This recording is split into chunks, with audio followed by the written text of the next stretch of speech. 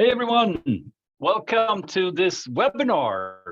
So we're talking customer research today, what we call a value proposition reality check. So really interesting topic that we're going to dig into today. I'm Johan Nilsson, CEO and founder of Start Deliver. And just to make sure you will get the recording, you will get material from today.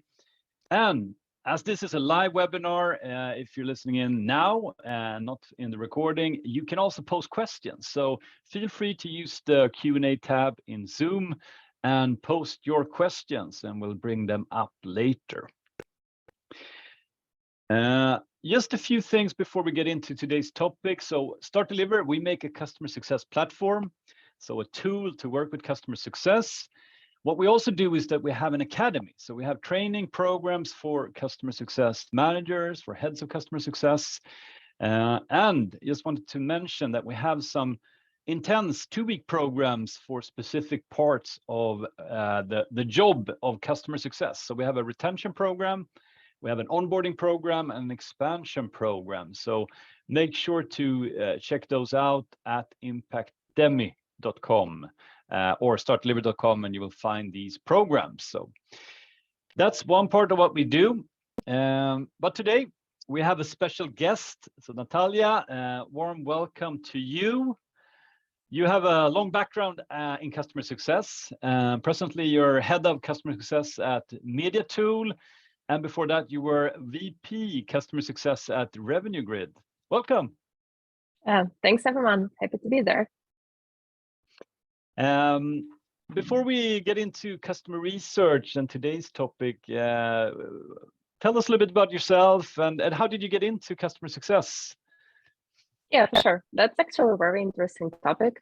So I'm originally from Ukraine, and my first job was Hewlett-Packard, which is like a huge corporation with all possible bureaucracy that you can get. And after 5 years or so over there, I was starting to think like, I need to change something. I'm just, super tired of that, level of bureaucracy. You need to get 1,000 approvals for any simple action that you're doing.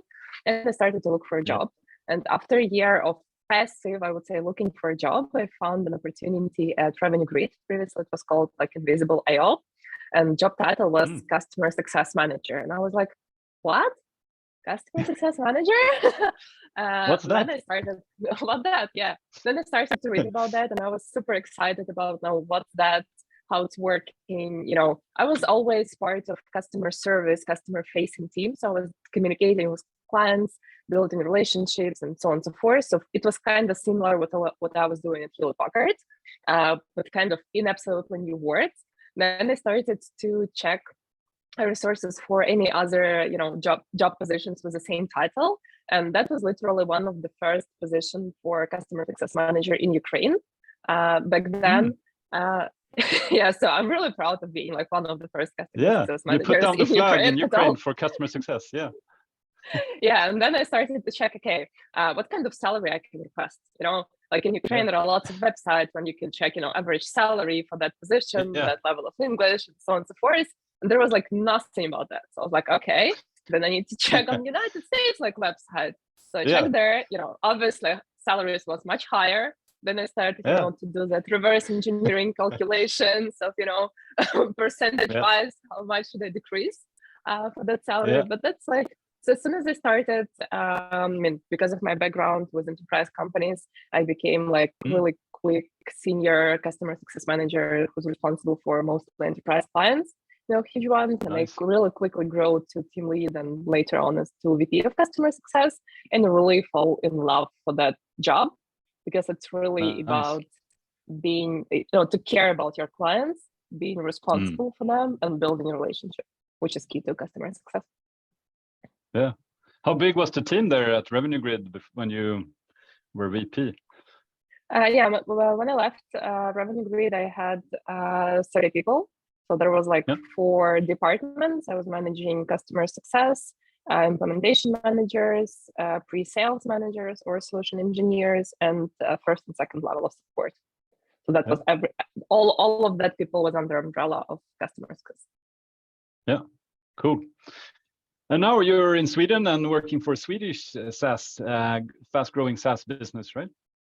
Yeah, so right now I'm working for a company called Mediatool. It's like Swedish startup. We're doing media marketing platform to get like full visibility of your media marketing spend. We help you to optimize its spend and be as much as efficient, as efficient as possible. I would put it this way.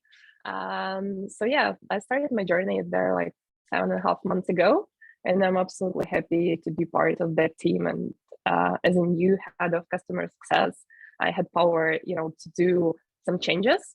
And when you're coming like from outside to a new company, you see something that's working maybe in not the most efficient way, and you have lots of space for improvement, for checking, and so on and so forth. So that's how we came to the topic of customer research. That's kind of one of the first activities here. No, but I think, and that's a lot of time when you bring in someone new with a lot of experience like you, it's because you want things to change and improve, and that gets us into today's topic, customer research. We were talking about it's such an important part of what we in customer success can do. But maybe we should just start there, because you've done that both at Revenue Grid and also now with Mediatool. Continue there. So what got you going there? Yeah, so I would start sharing with my latest experience, and then like during our topic covering, I will just go back to some examples from my previous experience.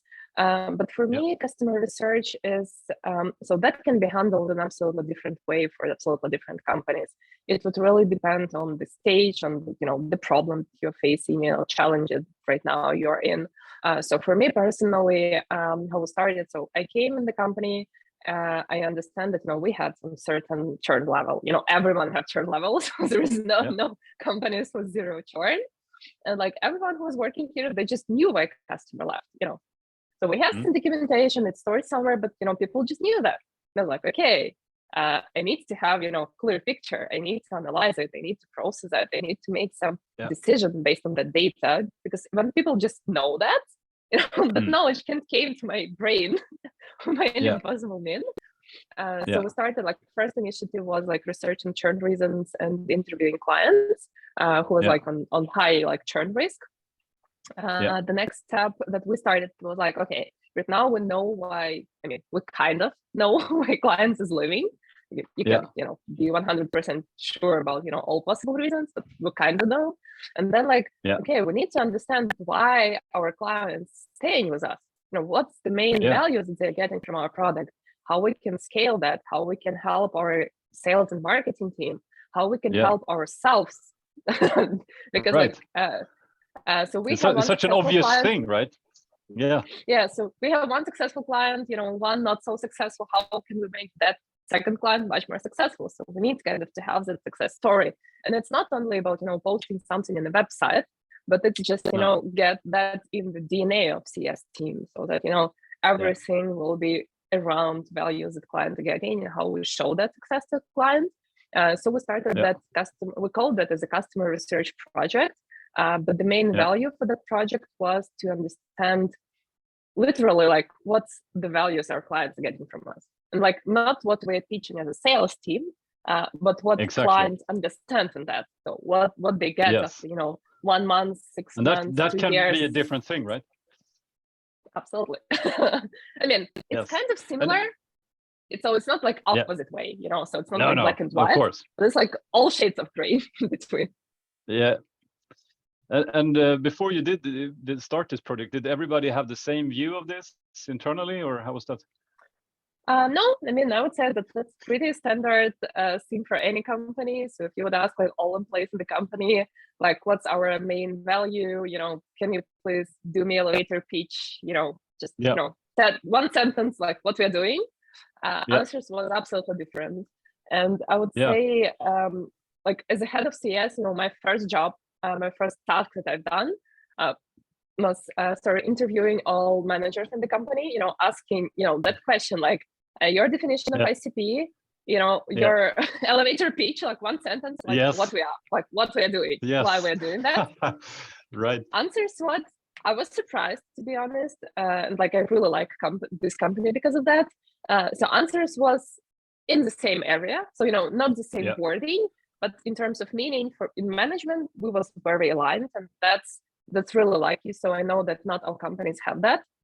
So in that sense, we are really lucky that we are, it's not just luck, it's hard work to be that aligned.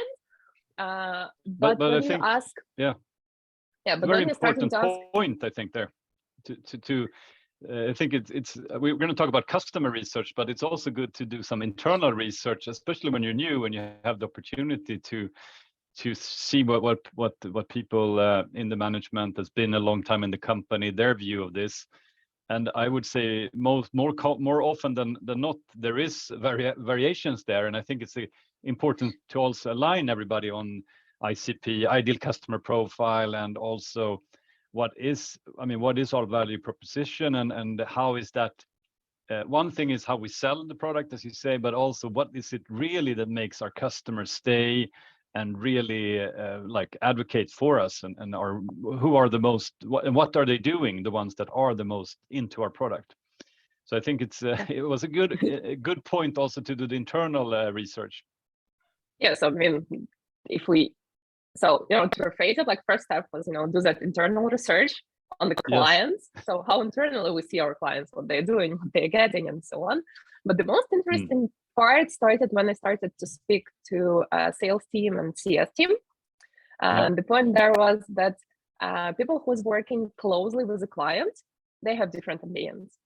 So CS team have, so everyone have at least 10 accounts, like 10, 20. I mean, we don't have, that big accounts number. So it's like 20, maximum like 25 accounts per CS rep in my team right now. And if you're working with the clients, you're thinking about, how that client's working, and you don't have like full visibility on a higher level. And it's like CS personality as well influences that. So the way how you work with the client, how you talk with the client, what's your opinion on media marketing in general? And that's why, that will be a little bit different.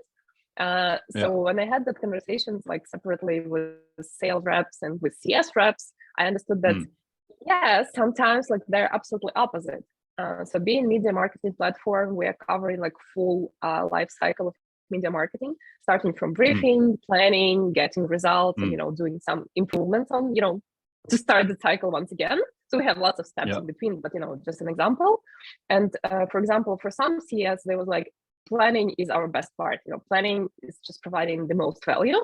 And other people were saying results portion is most important, because like when you can track results carefully, then you can make improvements on the planning. But like results is the most important. And then you're like, yeah, but that's like absolutely different parts of the product.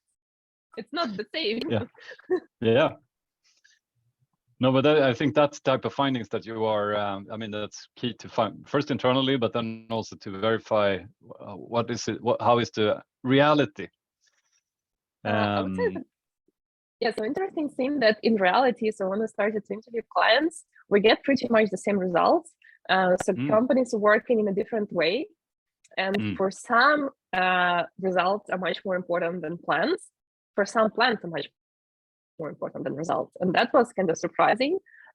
So in terms of like feedback from team, they was not lying, or they was not pretending, they was not overthinking.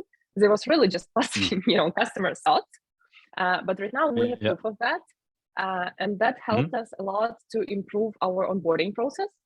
So we had a really important step to understand in the very beginning what is the most important part for the client. From where we should start, from the beginning or from the end. Where should be our focus? How should we track so-called active user? If your main focus is results and you are not doing planning, like, I'm okay with that.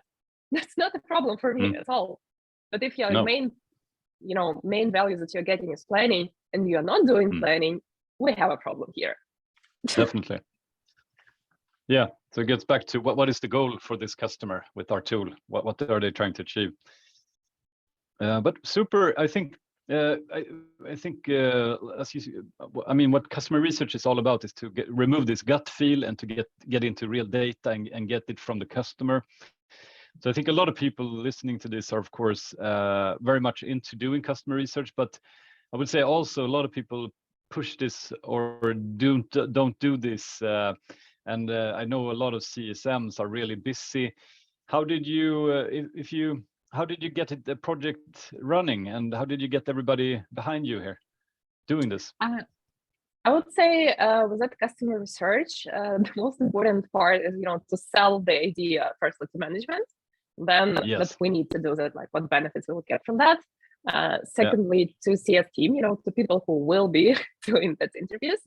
And then, like when I'm selling the idea is the same as for any activity in customer success. You need to show value of that activity, like why we are doing that, what's the value can be from that. And for us, I would say biggest value of that is better understanding of the client. So as a result, we improved our onboarding process for the client. So we decreased time to value, which I'm really proud of. So clients are getting that. We're getting better feedback. Like CS reps are getting happier because they can get that feedback. It's not that they're feeling that customer is kind of happy, but we are not sure. But we're getting that direct feedback. And that's like psychologically that helps a lot, because like when someone is saying like, "Oh, you're doing a great job," you're like, "Oh, thanks. I'm really happy to hear that." And that's really important thing, just to hear from someone that like you are doing a great job. That's it. On the top of that, the way how we structured that customer interview helped us to open opportunities for upsells. So it's not, I would not lie and say, we have, huge pipeline of upsell opportunities right now, but we have much better visibility. And when you can, so you need to do like first customer research, with one client, then go like step by step, explaining like why we're asking that, how that would help us, what we can do later with that information. And then people kind of fall in love with that idea, because, let's be honest, that's super interesting activity. Just doing a regular health check is not interesting. It's just, it's kind of boring. It's your like day-to-day activity. Like everyone's doing that, and there's no excitement in that. But when you start a new project, that's exciting. And if you can show value, people can get much more exciting. The problem is, can be the people will be so focused on customer research that they would forget about their day-to-day job.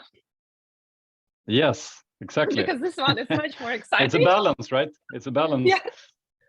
But you need to keep balance. And I think that my job as head of CS is really important to keep track of that balance and understand what kind of activities we are doing and how to prioritize that activities. So, we have 10 types of activities. And like in CS, all people are different. So some people, like to eat elephant first, make the most complicated task first, and then do, some simple tasks. Another one is opposite way. So when people prioritize their job, they do that in an absolutely different way. And my job as head of customer success is to help them to understand value in all activity, what will be outcome, what will be benefits from doing that activity, and how we should reprioritize it. And for us right now, we are trying to get that customer research as our number one activity. All right. So we're not 100% how much time would you say CSM allocates to customer research in a week or in a month?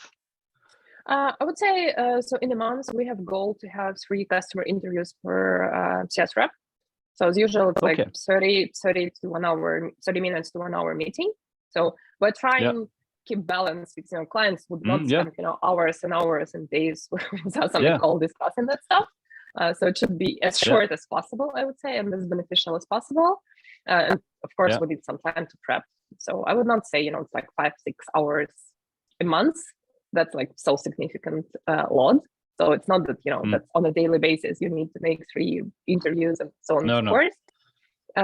And once again, in terms of like preparing for customer research, it's really important to understand what type of clients you have. So for us, for example, we've done split just in revenue that we're getting from clients. And, as an asterisk, second split was potential. So we sold to one local office, but we know that that's huge international company, and we can upsell. We would try to treat them, as bigger clients. But if that's small local companies that can grow 1 seat in 10 years, then we would just send survey. So we have some time, we can talk with the people. We don't have time, we're just sending out survey and we're processing results of that survey. That's it.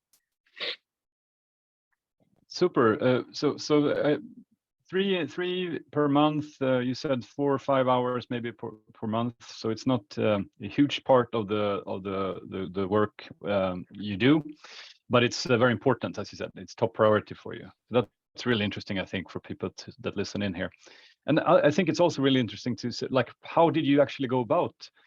Did you send out a form or like a survey form? Did you do interviews? In practice, how did you actually do the research and gather the information? Yeah, so we started with interviews because like you can get much more insight. So we, I mean, obviously you start speaking with happy clients, you know, with someone who you think is the most happiest one, because that's, you know, is the best how to make the people talking. So we started doing interviews with the clients. We started to get feedback. We started to get understanding.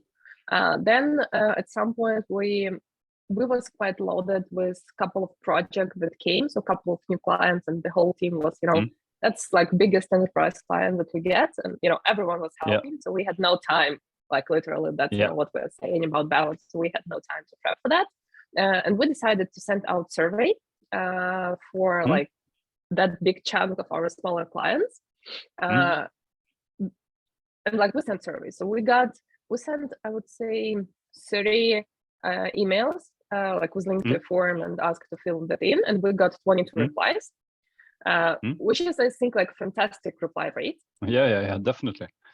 I personally hate answering. How did you do that? How did you get them to fill it out? Personalized approach. So we was not using any software, you know, just to have templatized email.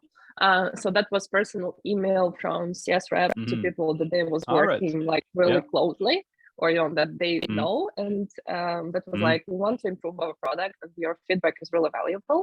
And I would say that was one of activity first one. So if we would try to do that on a monthly or on a quarterly basis, I think reply rate will be much lower. But that was kind of first iteration, so that's why it's much higher. People interested. My plan, I think, important thing for people continue answering that surveys is to make sure that they understand that they was heard. So if someone provided us feedback, you know, we want this feature, or we need that bug to be fixed, or we need that improvement, we need to contact them and we need to say like, dear customer, we really appreciate your feedback. We added that to our roadmap. That should be you know, ready by 2025. I don't know, whatever, any date. But you know, we should not even promise that to do tomorrow. But they need to feel that that was not, you know, just throwing away information, but it was, you know, something that really processed. Or the client, we have fixed it back for you. Like, thanks a lot for your feedback. And that was simple, easy thing to do. No, but I mean, those, of course, very important as you do this to follow up and give the customer updates or feedback on their feedback, basically. Did you get any pushback from any customer that didn't want to do this, or thought it was like taking too much time for them, or did you have any reaction on that side? Not yet, to be honest. What we've done, we started that initiative with your client. So kind of first customer interview was even before onboarding. So when we tried to set the goals and understand, you know, their current state before they implemented our product, you know, how they're doing, what they're doing, why they're doing, and so on. And, you know, with that clients, that was just part of activities. You know, that was not something that, you know, just popped up to their head. That was, you know, something that we presented them, you know, their client, you signed a contract with us. That's activities that you would get from us. So that will be onboarding service, trading service, and customer interview process. That's it. That's just, you know, what's in a contract. Maybe like not written, but, you know, just agreed contract. For older clients, we started with a happier one. So they are absolutely happy to share because they are happy and they feel that they are heard. We're like taking in consideration what they're saying. So they was like happy to do that. I would not lie. So we have a couple of clients that are not agreeing to have with us even regular health check calls. So if they have some problem, they raise support incident, we fix it. they're absolutely happy, and they're like, why should we talk to you? So for that client, we haven't offered like that customer interview yet. No. But the good thing that for that clients, we've sent survey, and most of them have answered on the survey. Because like answering survey, it's like 5-10 minutes. If you want to provide, some additional information, insights, and so on and so forth. But just add some checkboxes. It's like literally a couple of minutes instead of 30 minutes, like call. So for those clients, we're trying to schedule just send survey. Yeah. We got a question here, actually. How do you decide if you want to gather qualitative interviews or quantitative surveys information about your customers? Was the survey the same as the interview? Was it the same questions, or was it different?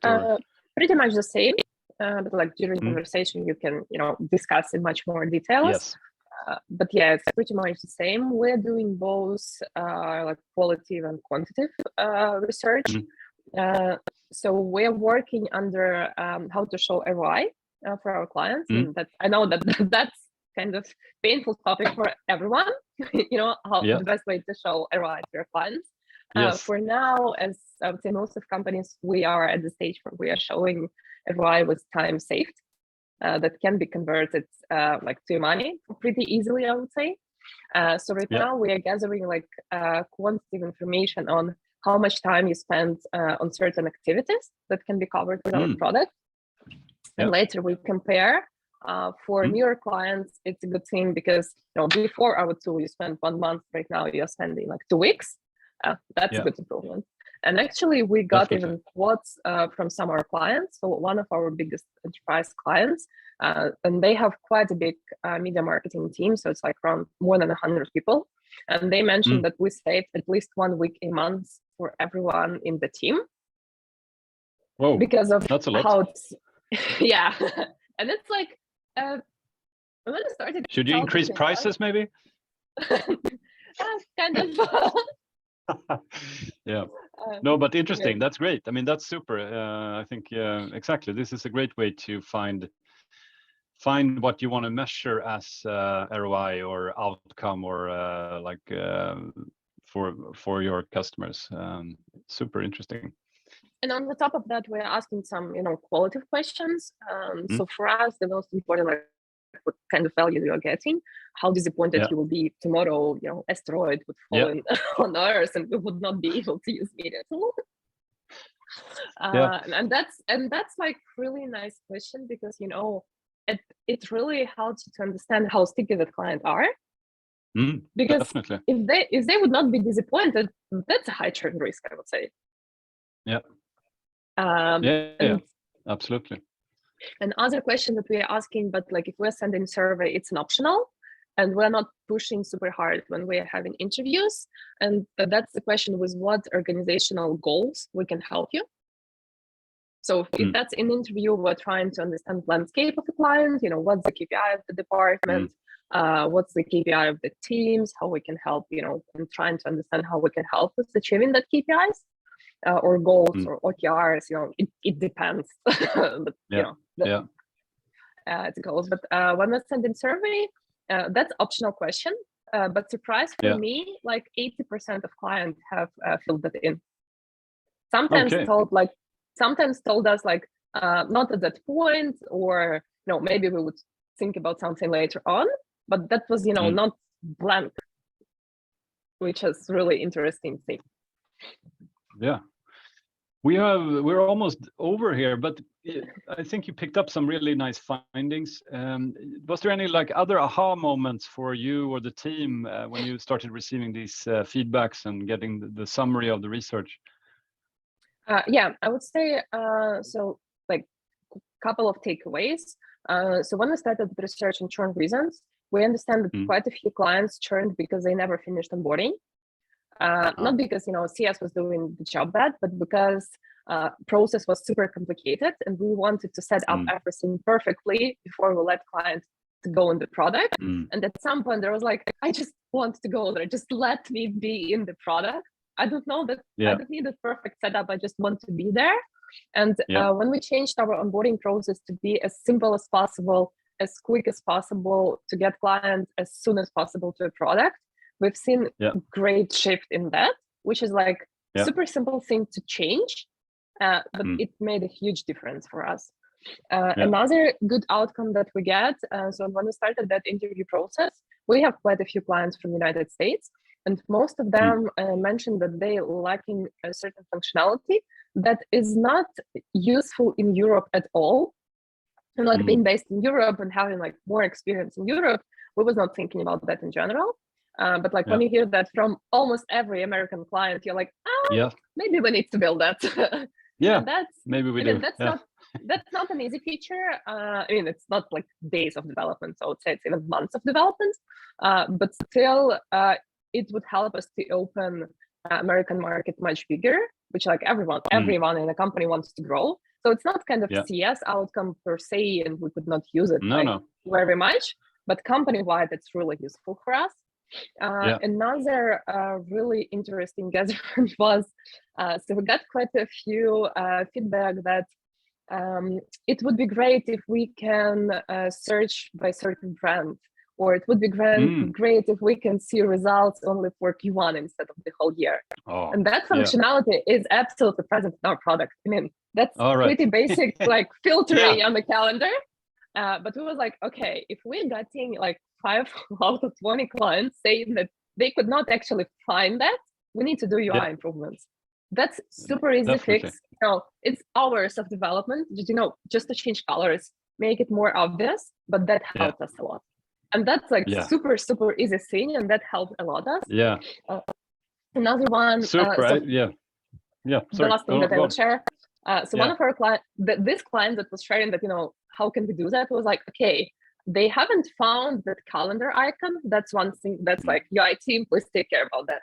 Another thing, we definitely showed that in our trainings. I mean, that's super basic stuff. We definitely show that. They forgot about that.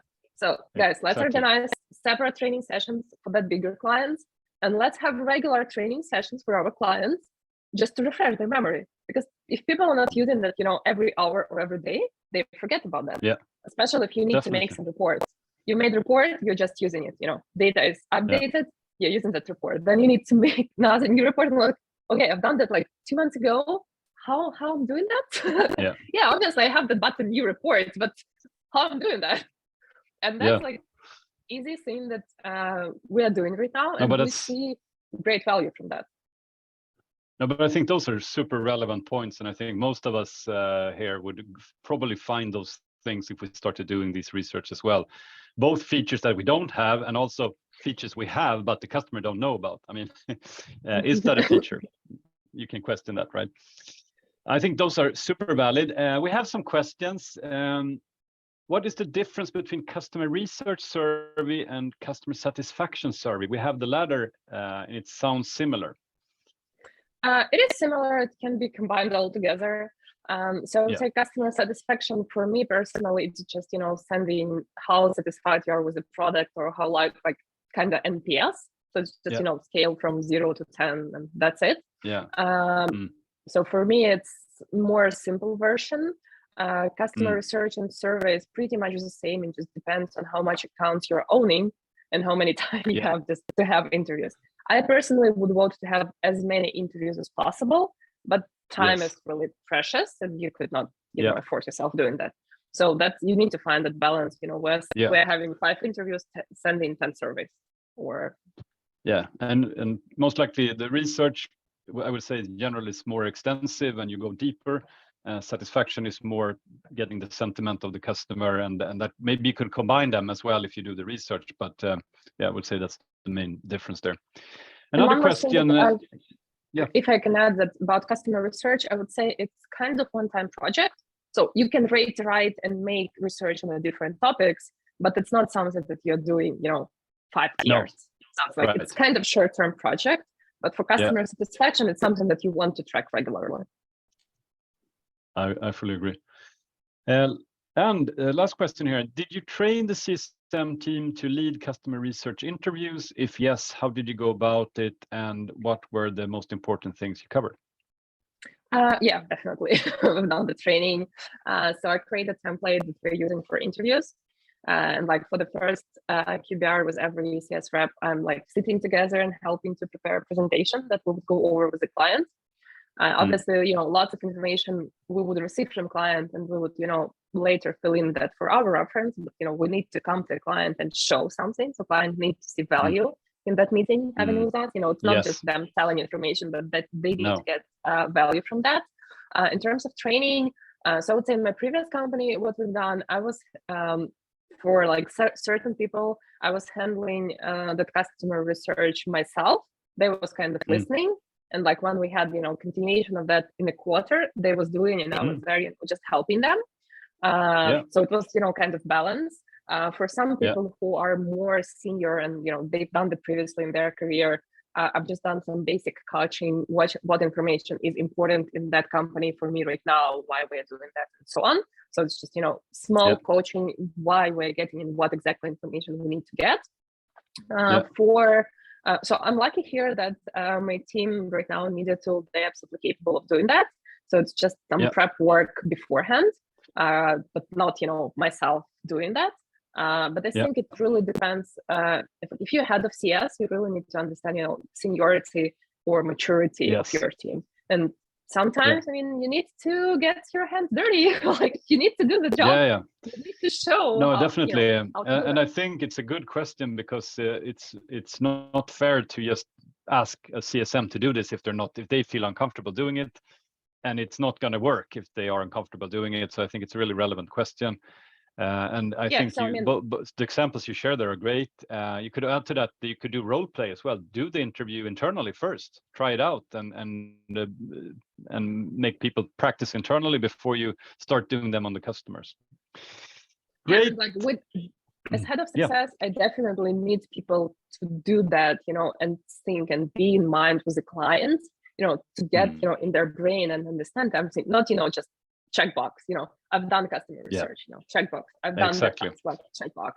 No, we don't need that, because next time customer would say like, why should I spend time with you? Like, no value. Of course, I would not do that.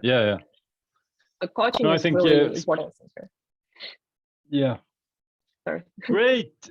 Super. So I think we covered a lot here, a lot of questions. So that's a good sign.